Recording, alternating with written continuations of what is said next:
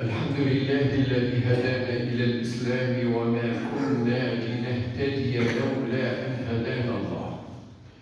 لقد جاءت رسل ربنا بالحق. الحمد لله على نعمة الإسلام وما لها علينا من الفضل والجود والكرم والإحسان. الحمد لله الكريم المنان، الشكر لله العظيم السلطان. اللهم اختم لنا برحمتك يا رحمن. اللهم اختم لنا ولوالدينا ولمن علمنا بالسعادة والغفران. وصل اللهم أفضل صلاة على أسعد مخلوقاتك سيدنا محمد وآله وصحبه عدد معلوماتك ومداد كلماتك، كلما ذكرك وذكره الذاكرون وغفل عن ذكرك وذكره الغافلون. اللهم إنك تعلم أن هذه القلوب قد اجتمعت على محبتك والتقت على طاعتك وتوحدت على دعوتك وتعاهدت على نصرة طريقتك، فوثق اللهم رابطتها وأدم ودها واهدها سبلها واملأها بنورك الذي لا يخبو، واشرح صدورها بفيض الإيمان بك وجميل التوكل عليك، وأحيها بمعرفتك وأمتها على الشهادة في سبيلك، إنك نعم المولى ونعم النصير. وصل اللهم وزد وبارك على سيدنا محمد طب القلوب ودوائها وعافية الأبدان وشفائها ونور الأبصار وضيائها. اللهم صل وسلم وبارك على سيدنا محمد ما همت النسائم وما ناحت على الأيك الحمائم. موعدنا السابع مع فهموا المعنى. وضعيتنا اليوم ما أخرجه الإمام أحمد من طريق سيدنا أنس بن مالك قال: كنا مع رسول الله صلى الله عليه وسلم يوما فقال: يطلع عليكم الآن رجل من أهل الجنة. فطلع رجل من الأنصار تنطف لحيته من وضوئه وقد تعلق نعليه بيده الشمال. فلما كان الغد قال النبي صلى الله عليه وسلم مثل ما قال في يومه الأول، فطلع ذات الرجل. فلما كان اليوم الثالث قال صلى الله عليه وسلم مثل مقالته في اليوم الأول، فطلع ذات الرجل على مثل حاله في المرة الأولى. إذن الوضعية متاعنا حادثة. سيدنا عليه الصلاة والسلام قعدوا أصحابه قال لهم: توا راه مش يدخل عليكم شخص من أهل الجنة. خلي واحد ما يعرفوش، حتى الصحابة بعدين مختلفين شكون، ما هوش معلوم.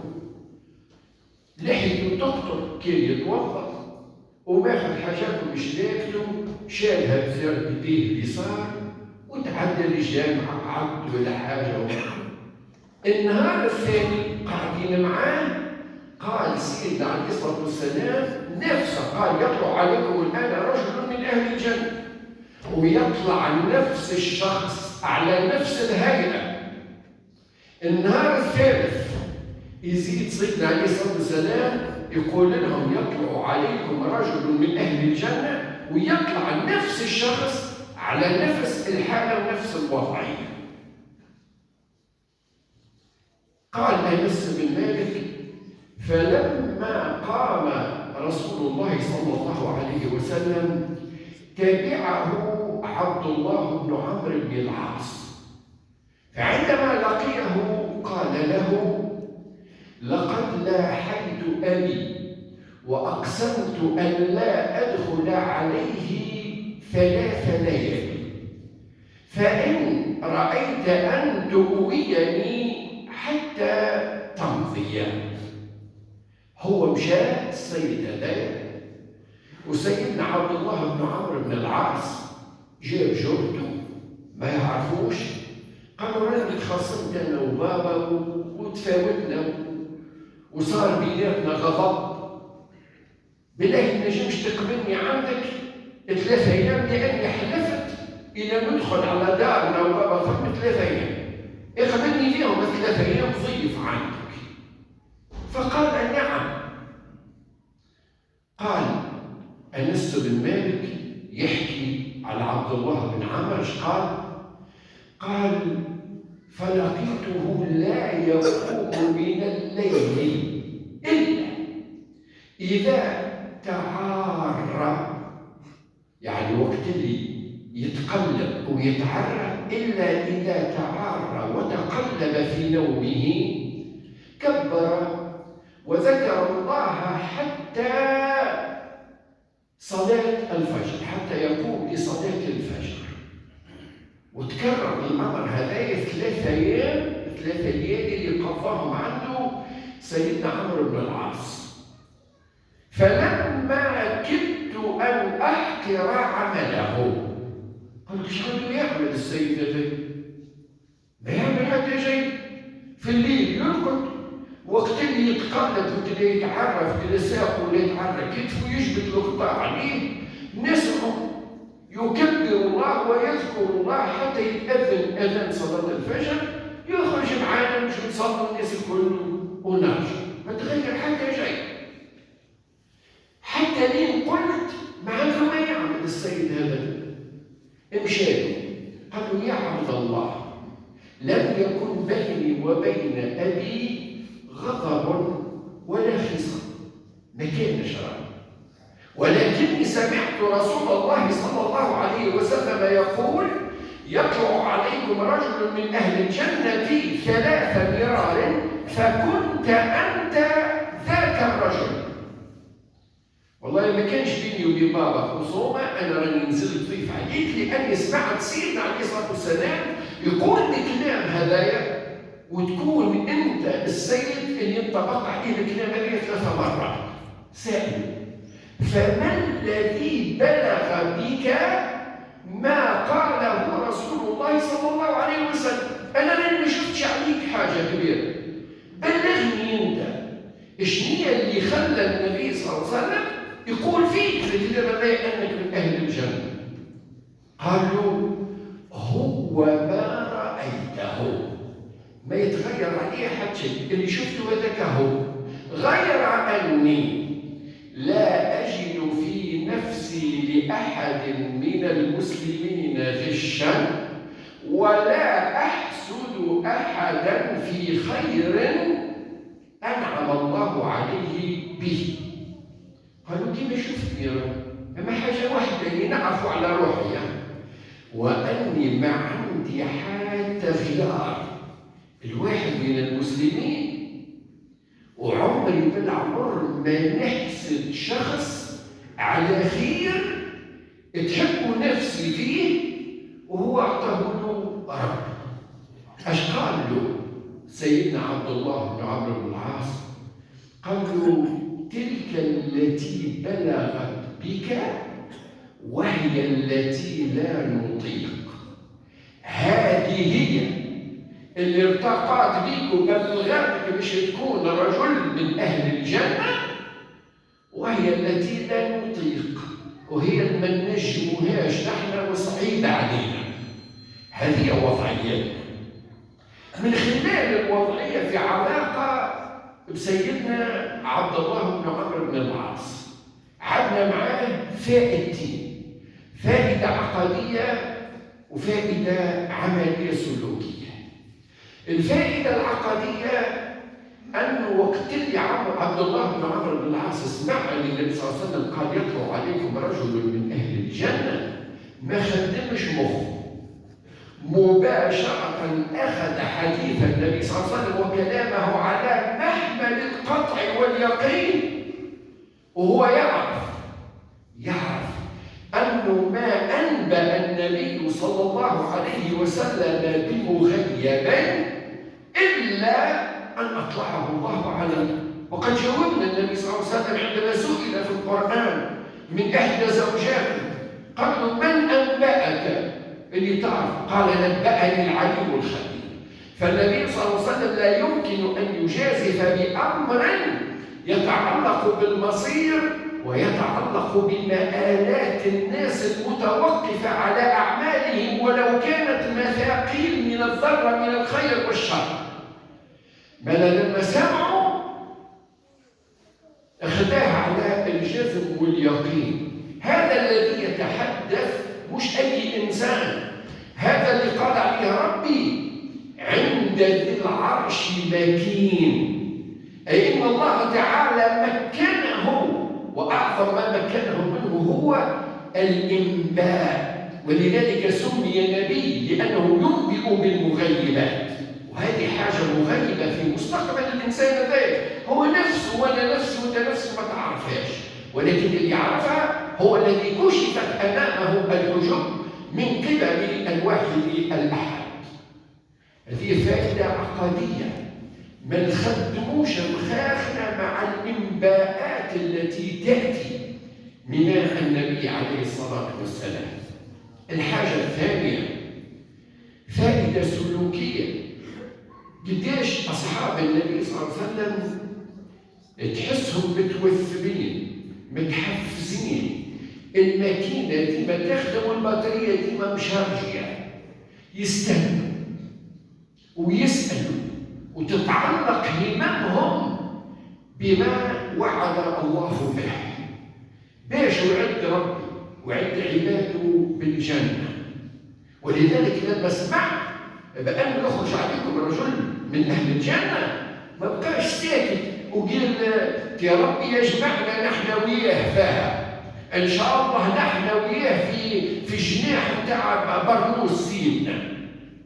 لا، وقف مباشرة وجاب جرته، قال مدينة فيها جنة هذه مش أي حاجة، راهي مش ترقية في الخدمة، مش 10,000 بونيس، ما هيش 5,000 لقيتها في مرشي. لا، الجنة اللي قال عليها النبي عليه الصلاة والسلام ألا إن سلعة الله غالية، ألا إن سلعة الله الجنة. وشكون يوصل لها؟ قال والله من تبعوا السيد غير. شوف الرغبة اللي عندهم في النجاة وفي الفوز وفي تبوء المراتب العالية بالعمل وبالمبادرة وبالخدمة، مش بالدعاء وبضربات الصدور وبالأمنيات وبالآلام أبدا. أما نأتي إلى صاحبنا تو، إجنية اللي خلى السيد هذايا من أهل الجنة وأن النبي بشر بالأمر هذايا. اللي مشي يشوفونا الصحابي عبد الله بن عمرو بن العاص. وقت اللي خرج هذا الصحابي أكيد لو نحطوا واحد منا في بقعته ويمشي اش يتصور في باله، هذا هو اللي حطه هو في باله، لأنه الناس كيفنا نحن هون.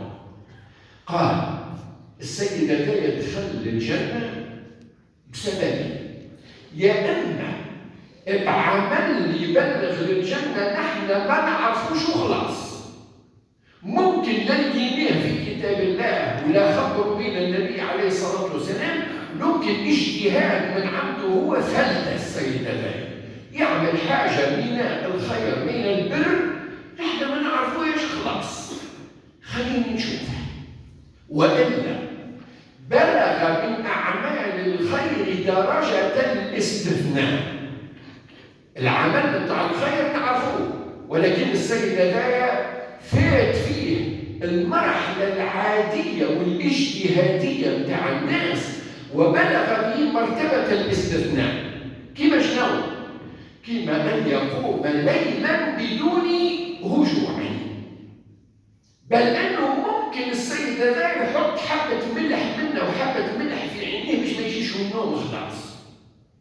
ممكن السيد هذايا مش نشوفوا قدميه وركايب وفنتولات فرحين ومشلطين والدم يجري منهم، لأن وقت السجود بتاعه أكثر من وقت الحياة الحقيقية بتاعه، وبدأ يتخيل ويهيئ في نفسه. ممكن يصوم صيام ما فيش انقطاع إلا بشربة ماء في الدنيا ويواصل. أشياء كلها هكذا. أي الواقع هذايا ما انتظره انتظارات عبد الله بن عمرو بن العاص. هل كانت هي الواقع نتاع السيد هذايا؟ كانت شتان. اللي تصور واللي يحضر روحه ليه كل ما نامش. السيد حتى في الليل ما يقومش، يقوم يدور، وقت اللي يتعرى ويتقلب يرجع في الرجال بتاعه يكبر الله ويذكر الله، وهو يكون في الوقت هذاك ممكن قريب من اذان الفجر، يبقى يذكر الله بينه وبين نفسه حتى لين يأذن صلاة الفجر يمشي يصلي على روحه ويرجع بعد في النهار. طبعا ما نديروش عليه. هذايا ايش قال عبد الله بن عمرو بن العاص؟ قال كدت احقر عمله. وش حتى يعمل السيد؟ طلع مثلا ما حد شيء الحكايه. وجاء السؤال ايش تعمل؟ ايش اللي يخليك تبلغ المرتبه هذه؟ اكشف سيدنا عبد الله اللي البر والخير ما يتقاسش بالكثره وبكبر الجرم، وهذه مقاربه نعانوا منها نحن الشعوب الفارغه والناس المسطحه في ذكائها وفي تفكيرها في كل شيء. نتصور ديما الحاجه الباهيه هي يا اما الكبيره واما البرش. شوفوا حتى في اختيارات، شوفوا يا سيدي تعليمنا نحن، شوفوا وليداتنا الصغار قديش يعرفوا. يمشي وليد صغير بتاع 8 و9 سنين مازال العظمه نتاعو في ظروف مازال يرمش، يضرب 7 8 سنين على خشب دين، يقرا 6 و7 مواد نهار لحد يقرا في العطل ما يسمع عطله. هي واليونسكو والعالم كل عطاها عطله للثلاثه مش ترتاح من الهدم نتاع القرايه. ولادتنا يقرا، وشكون يقرا معاهم؟ والديهم يقروا وهم اللي يحفظوا. اي والعداد علاش ياخذوها؟ ياخذوها على خدمه بويانهم. حضروا لي المنزل. اسمع اولاد في القرن 21 في الذكاء الاصطناعي مازالوا يعملوا استاتي ومناسج. اي نعم، ويعملوها لبويان وتتباع في المكاتب وياخذوا عليها الاعداد اولاد. وتتعمل الملفات، تتعمل كلها بالبيبلينات وتجي كلها مسخره وياخذوا فيها اعداد. وفي الاخر خلاص اولادنا هذول يقروا قدها كان في الاخر خلاص. من ابن رشد خرجناش ابن رشد اخر، من رازي خرجناش رازي اخر، من ابن سينا خرجناش ابن سينا اخر، من بشير التركي خرجناش بشير تركي اخر، من توفيق بكار خرجناش توفيق بكار. ثم حاجه وعلاش؟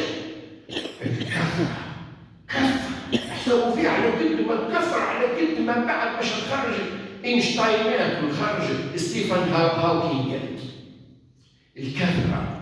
القى سيدنا عمرو بن العاص القضيه حاجه بسيطه، ولكن الكثافه نتاع البر والخير فيها. شوفوا معايا، القى العمل بسيط من نوع شنو؟ من نوع لا يؤمن احدكم حتى يحب لاخيه ما يحب لنفسه. من نوع شنو؟ إماطة الأذى عن الطريق صدقة. من نوع شنو؟ لا يحقرن أحدكم من المعروف شيئا ولو أن يلقى أخاه بوجه طليق. من نوع شنو؟ تبسمك في وجه أخيك صدقة. من نوع شنو؟ باللقمة يضعها أحدكم في فم أهله له بها صدقة. تو ليه الحوايج هذه؟ نحن الشوفان كل حاجة ما عندها حتى قيمة. دي شنية فهمتي ليه معناه؟ تبسمك في وجه أخيك صدقة. أخي أنت بس بنعملها ندفع فلوس، ثم عضلات تتعب لو جي عربي شرتلة نخرج نلهج. بالعكس، وقت اللي نهز طابعة تاع جبن ولا قطعة تاع اللحم ونحطها في فم مرتي ونحن قاعدين على طاولة واحدة. توا هذه صعيبة هذه؟ لا، مش قضية، مش هنا. القضية في أنه الأعمال هذه تعمل نقلة من الإيمان باعتباره أمان داخلي في المرة الأولى باش يتنقل للمحيط نتاعك ويصبح أمن وأمان خارجي. ينقل الإسلام من سلام داخلي تشعر به إلى سلام في المحيط الخارجي نتاعك. لما علاش ربي يسميه الإيمان ويسميه الإسلام؟ مو من الأمن ومن السلم. وفي الحركات هذه هذا هو اللي يقع. ما الإنسان لما يتبسم في وجه أخيه، وش معناه؟ يا أخي أنا آمن وأشعر بالأمن وأحب الأمن، ولذلك أنقل إليك هذا الشعور حتى تكون آمنا. وقت اللي الإنسان يهز لقمة ويحطها في فم مرته، هو حب يشعر به، يريد أن تمر إلى زوجته. راني نحبك ومتعلق بيك وانت غالية عندي وتمثلي حاجة كبيرة في حياتي، نحبك الشعور اللي تشعري به. وهي بعدين مش تعطيه لأولادها، وبعدين كل واحد يمر للآخر. إماطة الأذى عن الطريق. راني نحبك يا ناس اللي متعدي على الطريق، أنا ما نعرفكش في كرهبة ولا على البسكليت ولا على رجليك، والتل هذايا ولا الدبوزه المكسره ولا الحجره الموجوده دي راني نخاف عليك منها، ما نحبكش تتضر. انقلت الامان، انقلت الايمان، انقلت السلام والاسلام. هي القوه اللي فيها. ولذلك وقت اللي سيدنا عبد الله بن عمرو بن العاص عرف من بعد العبره ما هيش بالكثره، العبره ما هيش بالاستثناء في العمل، العبرة ما هيش في أن نقدم حاجة الناس تبقى حارة فيها وما ينجموش يعملوها. لا، العبقرية وين؟ العبقرية أن نقدم حاجة سهلة سهلة سهلة خلاص، ولكن الناس غافلين عليها وساهين عليها باش نحركهم ونقول لهم هيا لله الحاجة اللي تربحوا بها. وهذا الحديث وين يحط بالضبط الصبع على الحرف الحقيقي. أي السيد وش طلع يعمل؟ السيد اطلع يعمل في حاجة. أشنو هي؟ قالوا حالتي أنا كما تشوف فيا، أما حاجة واحدة، رو عمري ما نشعر بشعور بتاع كراهية ولا أذى الإخوان المسلمين، وراني عمري من عمر ما يحسد شخص على نعمة أعطاها له ربي. إذا كان ربي أعطاها له واختار واصطفاه للنعمة هذه، فأنا مش نجم نعمل فيها.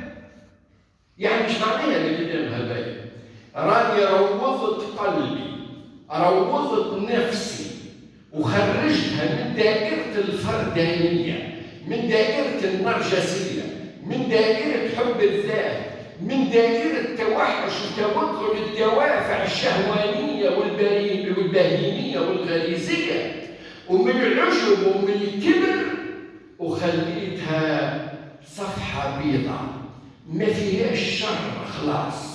اش نسموه هذا؟ سميناه سلامة الصدر، سلامة القلب.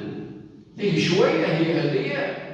ربي قال يوم لا ينفع مال ولا بنون إلا من أتى الله بقلب سليم. ماهيش سهلة هذه. راهو سيدنا إبراهيم وقت اللي وصفوا ربي وصفوا أواه حليم، وقت اللي يتكلم على ابنه اللي رزقه ربي الغلام حليم. الحلم الكاظمين الغيظ والعافين عن الناس. وبعث سيدنا عليه الصلاة والسلام وقال فبما رحمة من الله لنت لهم ولو كنت فظا غليظ القلب. الرحمة المهداة، المحبة، الفيض، التفجر الذي لا يتوقف من محبة الآخر. ومن أحب الله جسد حب الله في حب خلقه، وأجدر الناس بحب الخلق من الخلق شكون؟ هو الإنسان. ولذلك قال إنما المؤمنون إخوة، الكاظمين الغيظ، العافين عن الناس. شكون ينجمها هذه؟ ينجمها السيد هذايا، سهلة ولا صعيبة؟ أو قالها له هو، قال له هذيك اللي طلعت فيك المرتبة ذي وهي التي لا نطيقها. وعلاش ما نطيقوهاش؟ لأن ربي قالها وما يلقاها إلا الذين صبروا وما يلقاها إلا ذو حظ عظيم. شوف الحاجة البسيطة دي ايش طلعت هذه؟ طلعت دياموندا، فهمت القيمة تاعها قداش؟ أنك تحب واحد، أنك ما تؤذيش، أنك ما تحسبلوش، ما تتبعوش، ما وهكذا. ما نسوش عاد، ما تغتابوش، ما تهرسوش حاضر وحي، ما تفتنش عليه، ما تهتكش صدره، ما تغشش في الكيل والميزان ليه، ما تحتالش عليه وهكذا. شوف وين توصلي، تبدا من هنا. قالوا ما عندي حتى حسد حتى واحد. ولذلك لما سئل سيدنا عليه الصلاه والسلام قالوا له يا رسول الله من افضل الناس؟ ايش قال؟ اسمعوا، قال كل مخموم القلب صدوق اللسان التقي النقي الذي لا إثم فيه ولا كبر ولا حسد. يا رسول الله شكون أفضل الناس؟ مخموم القلب. شكون؟ طيب القلب، مشروح الصدر، اللي يحب الناس وما يكرهش، اللي ما يخدمش مخه معاهم، اللي ما يتبعهمش، اللي يرضى لهم دائما الباهي والعين كان هو في الخصاصة، يرضى لهم الصحة وهو مريض، يرضى لهم الربح وهو مفلس، يرضى لهم البصر وهو ما يشوفش، يرضى لهم الستر وهو مسكين يعاني، يرضى لهم صلاح الأبناء وهو ما عندوش وليدات. شوف مخموم القلب، أي صدوق اللسان. ولما الإنسان يكون مخموم القلب لا يمكن أن يظهر على لسانه إلا ما افتعل في قلبه حقيقة. يا أيها الذين آمنوا لما تقولون ما لا تفعلون كبر مقتا عند الله. المقت هو أن يكون الإنسان متحدثا بما لا يفتعل داخل قلبه. المؤمن مخموم القلب هو الذي لا يملك للسانه أن ينطق إلا بما ارتسم في القلب. من كبيرة الحكاية ولا صغيرة؟ لا والله كبيرة. وذاك علاش سيدنا عبد الله وش قال له؟ قال له تلك التي بلغت بك ولكننا لا نطيقها. يا عبد الله شنو ما نطيقوهاش؟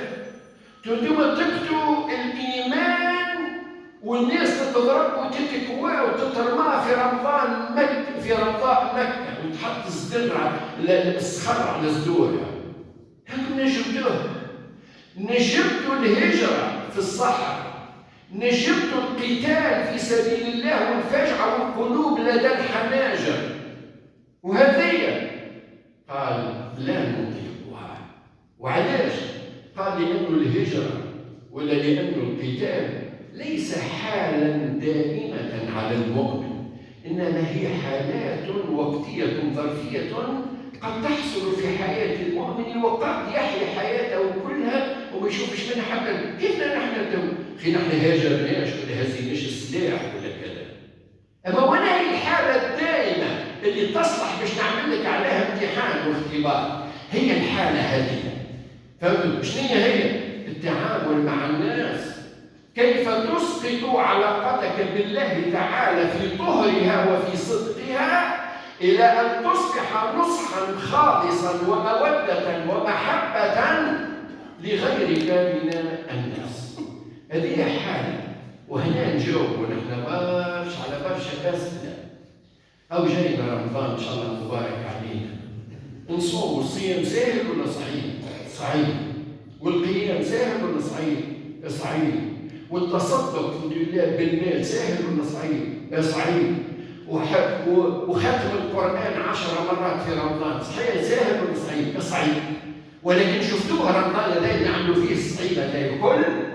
أي فيه برشا حاجات نتعاركوا في الأسواق، والجيران ما يتزوروش، والأهل داخل الأسرة اختلافهم قلوبهم قدامك.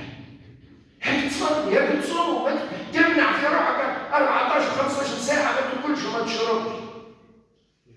نجمها هذه، هي كيفاش ما تنجمش هذه؟ قال ذيك الحالة الحقيقية.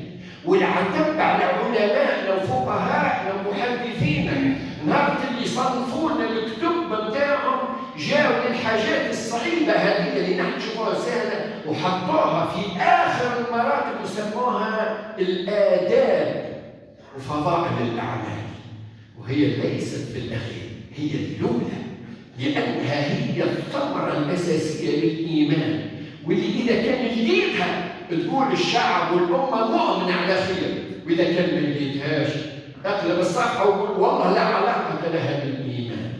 التدابر والخصام والحسد والعرب والتناحر وفتح الحدود للأعداء باش تضربوا خيالنا، فهمتوا؟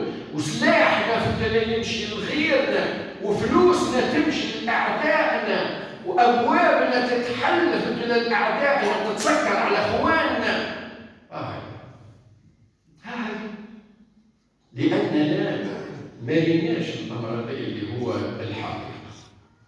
اللهم انفعنا بما علمتنا وعلمنا ما ينفعنا وزدنا علما. الحمد لله رب العالمين، والعاقبة للمتقين، ولا عدوان إلا على الظالمين.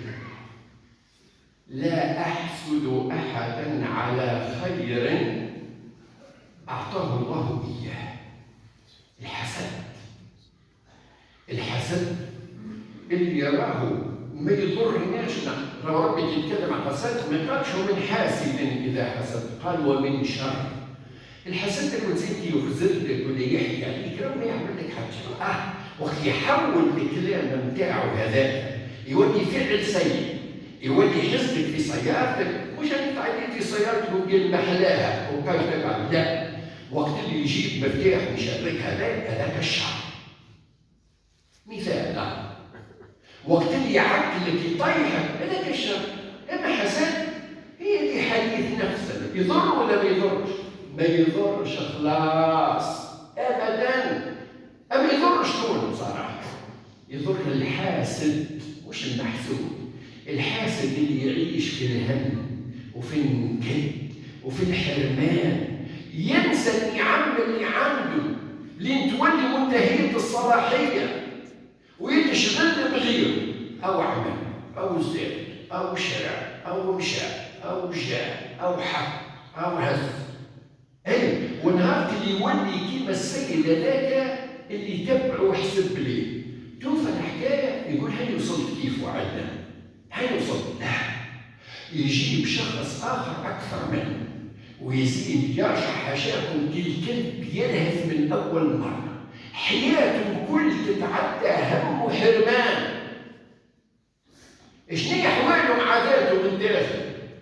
ذاته ما عندها حتى قيمه، نساها، وهو كل يوم يبلع ويغص. طلت شي حاجه؟ ما طلت حتى شيء.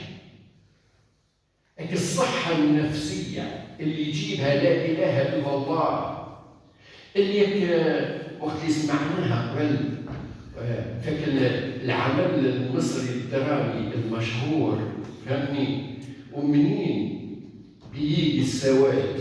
من الطمع والعناد. ومنين بيجي الرضا؟ من الإيمان بالقضاء. شوفي كلمات تعلمناها قبل شفناها في المسلسلات. السواد والنكد في الحياة منين يجي؟ من الطمع والعناد. الإنسان اللي يحل عينه في التعبير وما يشوف يا سيدي، يا أخي ما تشوفش النعم اللي عندك؟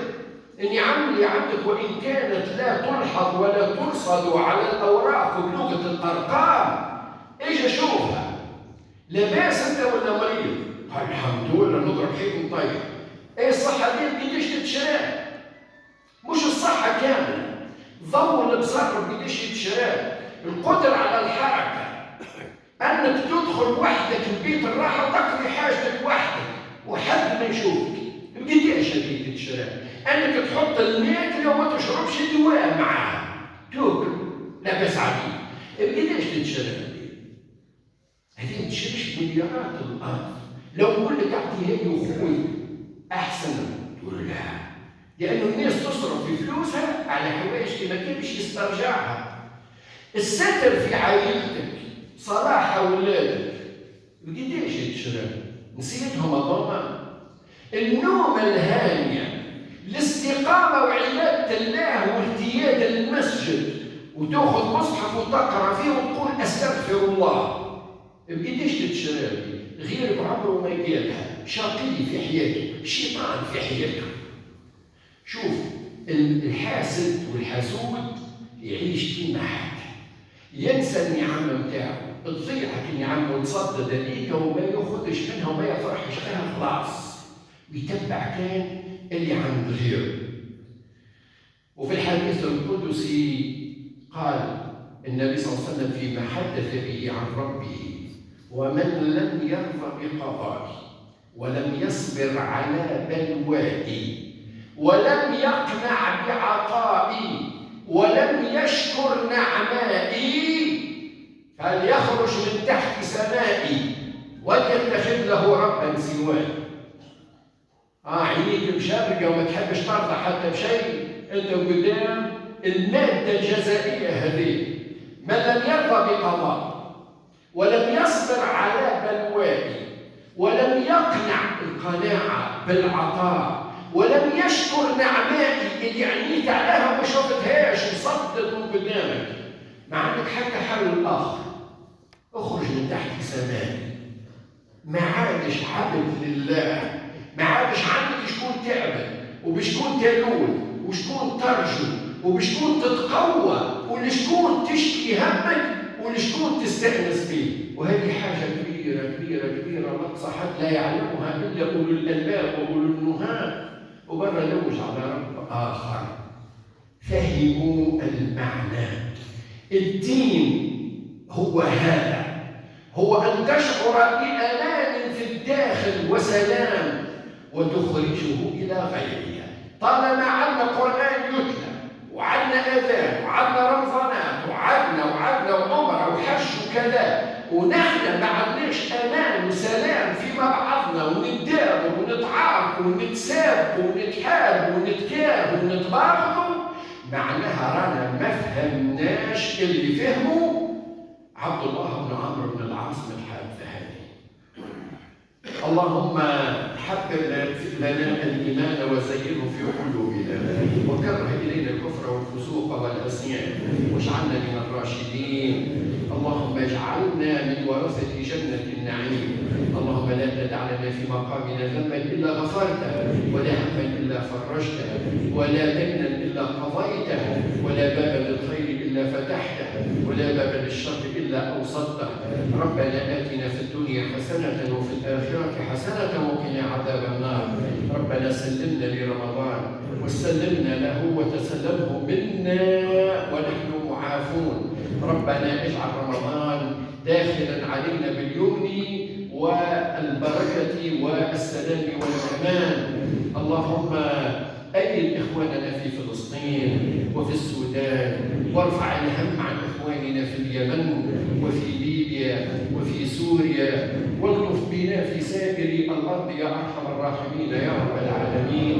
سبحان ربك رب العزة عما يصفون وسلام على المرسلين والحمد لله رب العالمين.